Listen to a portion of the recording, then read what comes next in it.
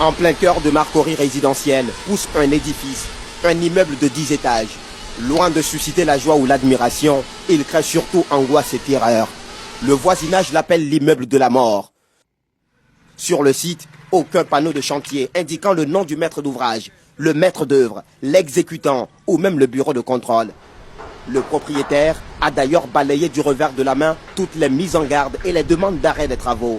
Il faut que je vois les acteurs qui sont dans le foncier. Le 23 mars dernier, le directeur de la construction nous assurait pourtant que les travaux avaient bel et bien été arrêtés. Les travaux sont arrêtés. Mais je pense qu'on va demander aux agents contrôleurs de nous remonter les différentes informations. Sinon, pour le chantier en question, j'ai appelé le chef d'antenne de la zone.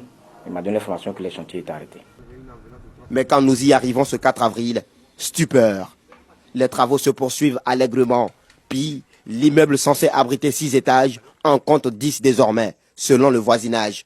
Un véritable cauchemar pour ces derniers. Certains ont vu leur maison s'affaisser. Regardez, hein. Les plus chanceux s'en tirent avec des murs fissurés.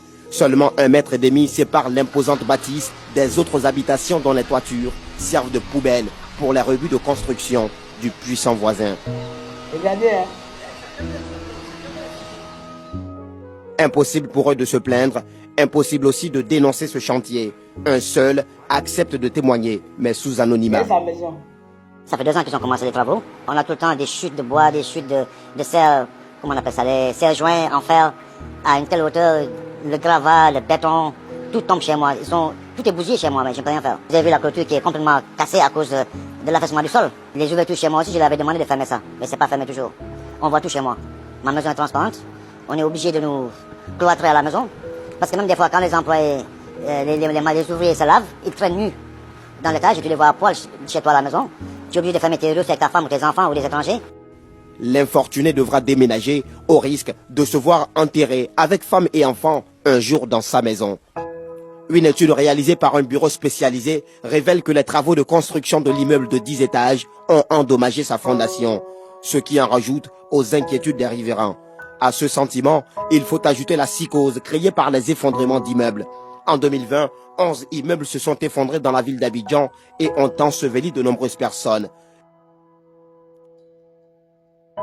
Une situation qui n'inquiète guère cet individu perché sur l'immeuble. Il nous semble de quitter les lieux.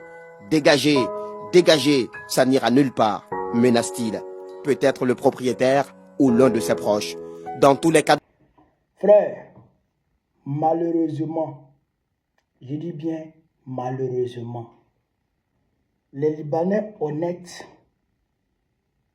vont payer pour les turpitudes des crapules qui foutent la merde en Côte d'Ivoire. Malheureusement, un jour, le peuple va se lever contre tous les Libanais en Côte d'Ivoire et les bons Libanais qui sont gentils, qui sont sérieux, qui sont honnêtes vis-à-vis de nos lois, vis-à-vis de nos coutumes et vis-à-vis du peuple de Côte d'Ivoire, seront victimes, d'accord, des turpitudes de ces crapules qui sont en train de foutre la merde. Le peuple va se lever un jour et le peuple va chasser tous les Libanais. Et à ce moment, les bons Libanais vont payer cher. Pour rien. Parce que ce qui se passe là, toi, parce que tu as l'argent, parce que tu arrives à empocher les gens de Draman, parce que eux là, ils sont venus pour s'enrichir. Ils sont venus chercher l'argent. Vous dites que les travaux sont arrêtés, or les travaux se poursuivent. Ils sont venus chercher l'argent. Tu veux construire un immeuble dans une zone qui ne peut pas supporter le poids de ton immeuble. R plus 10. 10 étages.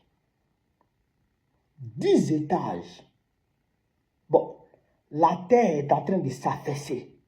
Les maisons basses qui sont à côté sont en train de se fissurer. Et tu dis, tu t'en fous. Parce que tu manges avec Ouattara. Parce que tu manges avec le pouvoir.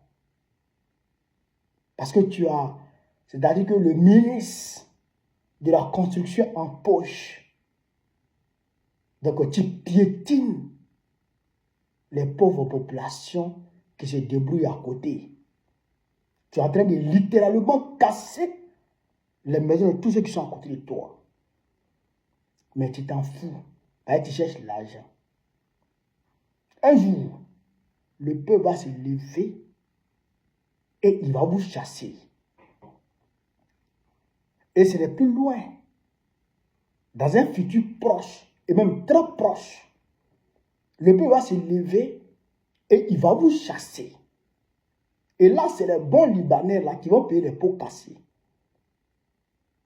Oui, c'est eux qui vont prendre les pots cassés. Parce que le peuple ne va pas calculer qui est bon, qui est mauvais. Il va rentrer bouler. Il va rentrer dans le tas.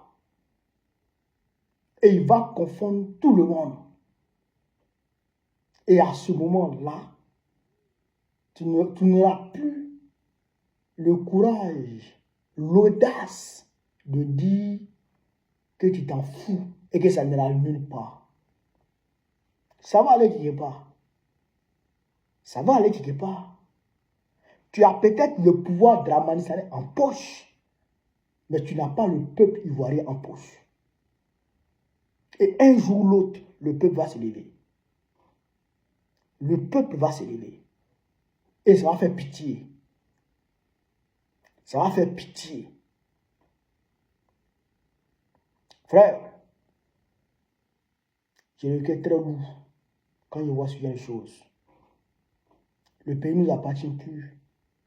La Côte d'Ivoire nous a échappé depuis bien longtemps. La Côte d'Ivoire nous a échappé depuis bien longtemps. Vive l'Afrique libre. Vive le panafricanisme. Vive tous les peuples panafricains. Vive l'AES. Abou président très prochainement, Inch'Allah.